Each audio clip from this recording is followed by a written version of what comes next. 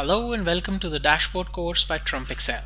I am Sumit Bansal, and in this video I'll talk about creating the right chart with the data that you have. So I'll talk about how to show trending in Excel charts, comparative trending, performance against a target value, and how you can use Axis label management to make your chart look good while it's in a dashboard. So let's get started. Here I have some dummy data for this company XYZ Limited. I have the months, I have their sales value and their margin. Now to show trending, there is no particular chart that you can pick. It completely depends on the data. So here I'll show you a couple of examples. Let's say I want to show the trend in sales. So I may go to insert and select a column chart from here, and some may say that it does show trending because we can see the height of these bars, and then we can see that they are going up or down based on the value. Now this could be a perfectly fine example of using bar charts to show trending, but I would prefer a line chart here. So all you can do is simply right click here, change series chart type, and then go to line chart. And if I show you this line chart, then this makes more sense because you can instantly see that there is an upward trend in this data, and these are the years. So here if I change the axis to these months, and let me stretch it a bit, you would see that there is a trend, and during July to August there was a significant jump as compared to other months here. So this is one way you can show trending. You can also use an area chart. So for example, if I go to insert, I have these area charts here. I have never used it so far because every time line chart suffices for me, but you can also use these area charts if you're using a data that and you have to show trending. If you have these two data points like this, for example, if I select this data, go to insert, a column chart, so I have these months here and the data here, and I also need to show these margins, then you can also use the technique of plotting this data in a secondary axis. So I'll show you how to do it. I would just paste this here. The data is there, but it is not visible as compared to the magnitude because this is 543, and if you look at this number, this is 8%, which is 0.08%. But nevertheless, I would right click on it, go to change series chart type, and I can see there is this series which has been added. I would put it on a secondary axis and change it to a line chart. And as soon as I do that, you can see that now I have a line here which has been plotted on a secondary axis. So this is another way you can show trending. Here it serves two purposes. It also shows you the sales as well as the trend in margin. So you can instantly compare that in August, while the sales went up from 695 to 831, the margins were the lowest. So there's something wrong here. Maybe the company has put in a lot of money to pump up these sales, but that cost has really affected their margin. So this is another way you can show trending. Axis label management is something that can really change the way you present your chart. So for example, say I have this data here and I select these months and the sales value. I go to insert and I insert a line chart. And as I do that, you can see that it is showing me this line with an upward trend. And I have the series, the vertical axis, starting from 0 and going up to 1200 based on the data. As of now, it is set at automatic, which means that if I change the data here, this would automatically change, but it starts at 0. But see what happens if I change this and I say it should start, the minimum should be 500. And now when I hit enter, and maybe the maximum should be 1100. And now when I go back to the chart, you can see that the trend is more profound now. Is it a better way to present it? Certainly not. I would always advise you to start your axis at 0. And to just show you another example, say I have this data here, some random data. I have 100, 105, I have 101, 102. Let me copy this data again, just for the purpose of this video. Let me plot this data in a chart. So I would go to insert, line chart and I plot this data. See what happens if I start my axis at a point which is not 0. You would see that there is so much variation. You may see that in the third data point, which would be for March, there is so much variation. This the value has spiked up. But in reality, let me show you what happens if you start it at 0 and you make it auto.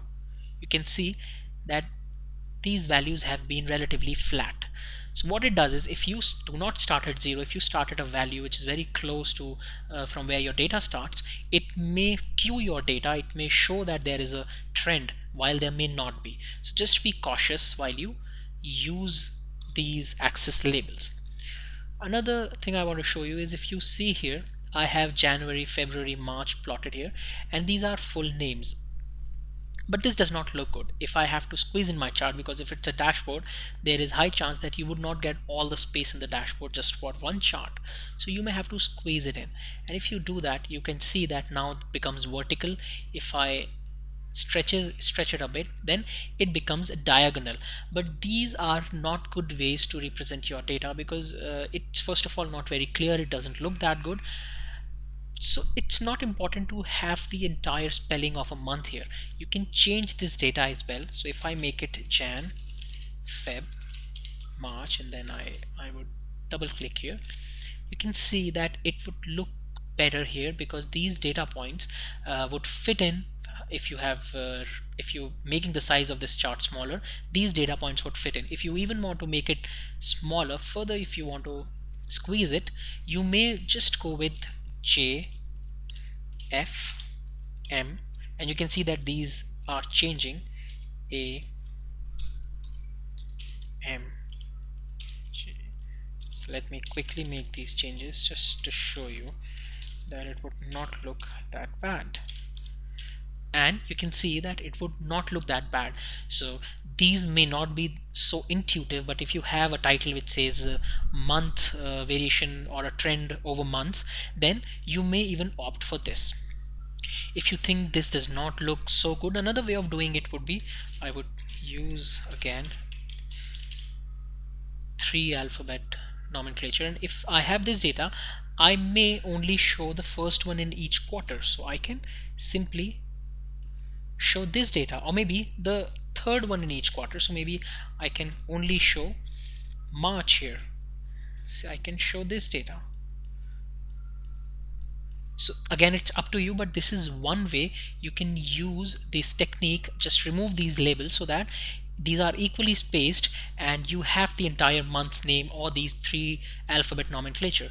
But the idea is that your label management should be such that it looks good in your dashboard, because you may not get a lot of space to fit in your charts. You may have to squeeze in and still need to make it look good. Another way here is that, let me just say that I have these quarters here. So I would say this is Q1. Let me delete it. This is Q1. This is Q2. This is Q3. And this is Q4. Another innovative way of doing this would be, let me put January, February here. The entire thing is, you can have a subcategory and a main category. So for example, here I have January, February, March. What you can do is, instead of just having this, you can use this entire thing here. So I would go to design, select data, and here instead of just January, February, I would select this entire thing. And now you see it would show me Q1, Q2, Q3, Q4. And now if you want to, you can just have J, F, and M here, A, M, and J here, so that it would make more sense, because these are quite self-explanatory: Q1, Q2, Q3. So this is again another way of label management, which you can use to make your chart look better and give out more inference while not displaying your entire month name or the entire data. Here I have the data for XYZ Limited. I have 2 years data, 2014 and 2015, and I have 12 months data, and these are sales figures. Now if I have to plot such data, let me show you what happens if I plot this in a column chart. This is what I get. So I would get 2014 data from January to December, and again 2015 data from January to December. Now there is nothing wrong with this, apart from the fact that this has too much data in the chart. There are too many bars. So if you anyway have to plot such data, I would show you another technique to do it, so that you can differentiate between these 2 years at least. And to do that, let me delete this chart, and I would restructure the data. I would copy this and paste it in a column adjacent to it. Now if I go to insert column chart and select this entire data, copy it and paste it in this, you can see that it has plotted these as two separate series. And now I have 2014 data as blue columns and 2015 as red columns. So this increases the readability of my data, because now there are two colors which looks better as compared to the previous version. You can use the same technique to also create line charts. So for example, if I go and insert a line chart, I can just copy paste this data here, and it inserts two lines. One is for 2014 and one is for 2015, and you would agree that this looks much better because it makes the comparison easy for these 2 years. I can quickly compare January 2014 and January 2015, and I also see the trend here. So it's easier to compare, and if you have data where it spans across years or months, then you can use this technique to compare this data side by side. Here I have some dummy data for these years, and I have the target value and the actual value. This is mostly the case in business scenarios where you would always have a target value, and then you would have your performance, and then you have to show it in a chart or plot it. So if that is the case, let me show you two charts that you can use to do this. I would first go to insert and insert a column chart. Let me delete the data here and show you afresh. So I would copy this data and I would paste it here. Now it gives me two bar charts. Let me change the axis label. I would press edit here and select these years so that they are displayed at the bottom. Now if I have to show actual value and target value, in this case the blue bars are target value and red bars are actual values. To show that, let me merge these two so that you would be able to see it clearly. I would go to format data series, and here I would say the series overlap should be 100%. And as soon as I do this, you can see that these series have completely overlapped each other. And I would change the gap width here. And if I do this, you can see that these change. What I need to do additionally here is put one of these on secondary axis. So I've selected, say, this one, and I would put it on secondary axis, and nothing changes. The values are same, everything is the same, so nothing changes. But what happens here is if I change the gap width, it only changes for the secondary axis and not for the primary axis. So you would get something like this, and these are my actual values. So let me not change the actual values, but rather change the target value. So here I would change the gap width, reduce it to maybe something high, say around something like this. And now I would simply change its color. I would select it and change the color to something light, maybe a light blue color. Okay, just did it for one of the series. I would select it again, go to fill, and here I would change it to a light color, and I would also increase the transparency. Now you can see, and if you want you can also apply a good border to it so that it's visible. Let me do it by applying a good blue border here. And now you can see I have these values. The actual values are in the red bar and the target values are here in this transparent blue bar. And now when I change this data, for example, if I change the actual value here to 1.5%, you can see that it changes, and instantly you would know that in these years the target was not met. But lately in 2014 and 15, the company has been meeting its target. So this is one way you can show whether the target has been achieved or not. Let me show you another way how you can do this. Let me delete this chart and I would start afresh. So here I would again insert a column chart and I would copy this data and paste it here. Let me change the axis label. So I would go to select data, edit horizontal category axis labels, and the years are there now. My actual data is in red and my target data is in blue. Now to show target data as a bar here or as a finishing line, I would right click on it and select change series chart type, and here I would select line chart and I would click OK. As soon as I do this, you can see that I have this line chart instead of the target value. I think I made a mistake. I've put the actual value as line chart, so let me change this by using the target value. So I would put the target value, which is this one, as the line chart. Yeah, now it's perfect.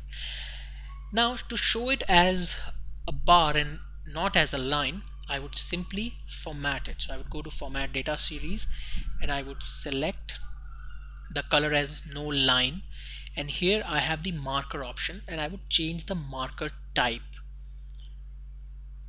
So I would go